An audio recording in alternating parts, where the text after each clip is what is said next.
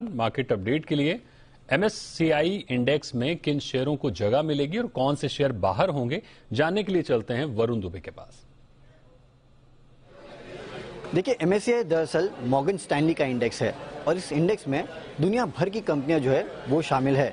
इस इंडेक्स को दुनिया भर के जो फंड मैनेजर्स है वो भी ट्रैक करते हैं और इस इंडेक्स में देखिए लगातार बदलाव होते रहते हैं, लेकिन साल में 2 बार सेमी एनुअल रिव्यू जो है वो इस इंडेक्स में होता है।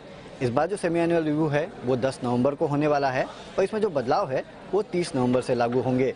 और दरअसल होता यह है कि जब भी एमएससीआई इंडेक्स में कोई स्टॉक शामिल होता है तो उस स्टॉक में कहीं ना कहीं इन्फ्लोज बढ़ जाते हैं। क्योंकि ग्लोबल फंड मैनेजर्स के रडार पे वो आ जाता है और इसके लिए इनमें इन्फ्लोज बढ़ते हैं।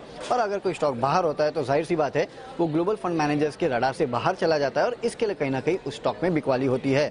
इस बार जो सेमी एनुअल रिव्यू होने वाला है उसमें काफ़ी सारी भारत की कंपनियां हैं जो कि इस इंडेक्स में शामिल हो सकती है, जिसमें ट्यूब इन्वेस्टमेंट का नाम सबसे आगे आ रहा है।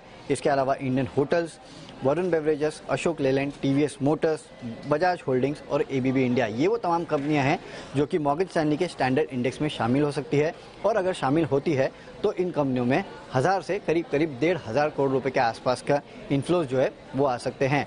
इसके अलावा कुछ नाम और है जैसे कि Astral limited, HAL, Schaeffler India, ये तमाम वो कंपनी हैं जिनका भी नाम सामने आ रहा है। हालांकि इनके चांसेस जो है वो काफ़ी कम है। कुछ कंपनियां ऐसी भी है जो कि इस इंडेक्स से बाहर हो सकती है, उसमें एक है बायोकॉन और दूसरा है आईजीएल। और अगर इंडेक्स से बाहर हो जाती है तो इनमें करीब 700 से 750 करोड़ के आसपास के आउटफ्लोज जो है वो आ सकते हैं, यानी कि इनमें से फंड मैनेजर्स जो है वो पैसे निकाल सकते हैं। तो ये जो बदलाव होने वाले हैं वो नवंबर में होने वाले हैं और काफ़ी सारे वैसे तो ग्लोबली स्टॉक्स जो है वो बाहर निकलेंगे और अंदर जाएंगे, लेकिन भारत की जो कंपनियां हैं जिसमें ट्यूब इन्वेस्टमेंट, इंडियन होटल जैसे काउंटर शामिल है, वहाँ पे आपको नजर रखनी है क्योंकि इनमें इन्फ्लोज आ सकते हैं क्योंकि ये इंडेक्स में शामिल हो जाएंगे। वहीं आईजीएल, बायोकॉन जैसे कंपनियां जो है उनमें आपको बिकवाली देखने मिल सकती है क्योंकि इंडेक्स से ये बाहर हो सकते हैं। शुक्रिया वरुण इस अहम